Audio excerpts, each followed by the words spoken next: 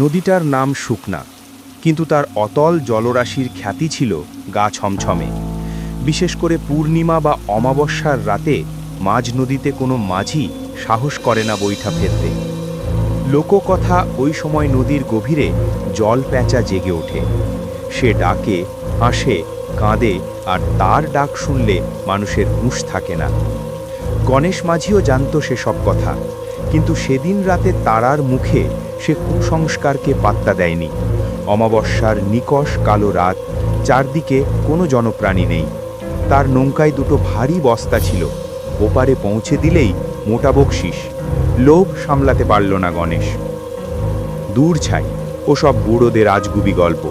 পেটে খিদে থাকলে ভূতও পালায়। বিড়বিড় করে গণেশ বৈঠা চালাতে লাগলো। নৌকা যখন মাঝ নদীর একদম কেন্দ্রে, যেখানে নদীর জল স্থির হয়ে থাকে, ঠিক তখনই সেটা ঘটল।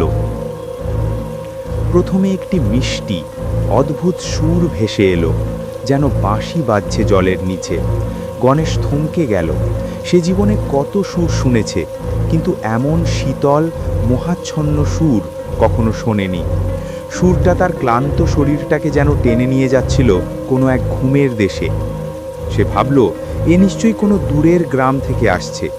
কিন্তু সঙ্গে সঙ্গে সে বুঝল ভুল, কারণ সুরটা ক্রমাগত তার নৌকার কাছে চলে আসছে। এবার সুরের সাথে মিশে গেল এক তরুণীর হাসির আওয়াজ।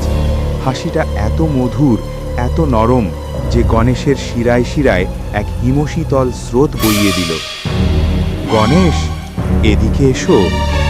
আওয়াজটা একেবারে নৌকার তলা থেকে ভেসে এলো। গণেশ ভয়ে চোখ বন্ধ করে বৈঠা শক্ত করে ধরল।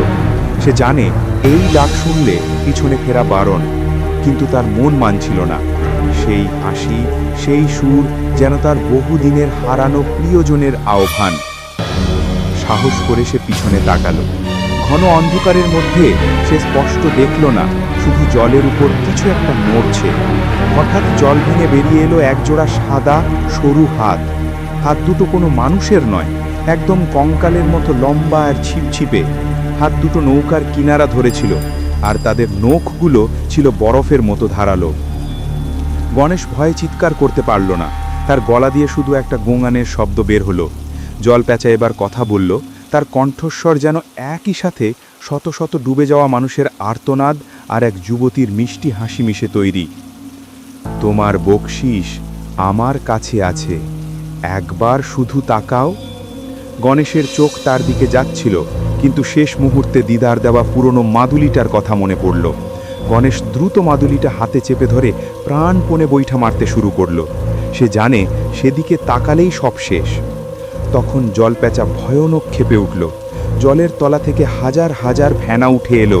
নৌকাটা দুলে উঠল উন্মত্তের মতো।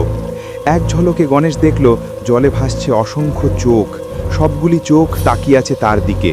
আর সেই কঙ্কালসার হাত দুটো নৌকার কাঠের তক্তাগুলো খামচে ধরতেই গণেশের মনে হলো তার নিজের চামড়াও যেন ছেড়ে যাচ্ছে। কিন্তু গণেশ থামল না। সে কেবল মন্ত্রের মতো আউড়ে চলল, আলো, আলো। অনেক কষ্টের পর যখন নদীটা হঠাৎ শান্ত হয়ে গেল, গণেশ দেখল সে প্রায় পাড়ে এসে পড়েছে। ভোরের প্রথম ক্ষীণ আলোয় সে দেখল নৌকার গায়ে রক্তের মতো লাল দাগ, আর কাঠের তক্তায় গভীর নখের আঁচড়। সে জানে সামান্য দেরি হলে আজ সেও শুকনা নদীর অতল গভীরে জল প্যাঁচার ফাঁদে আটকে যেত। বকশিসের লোভ তাকে মৃত্যুর খুব কাছ থেকে ফিরিয়ে এনেছিল।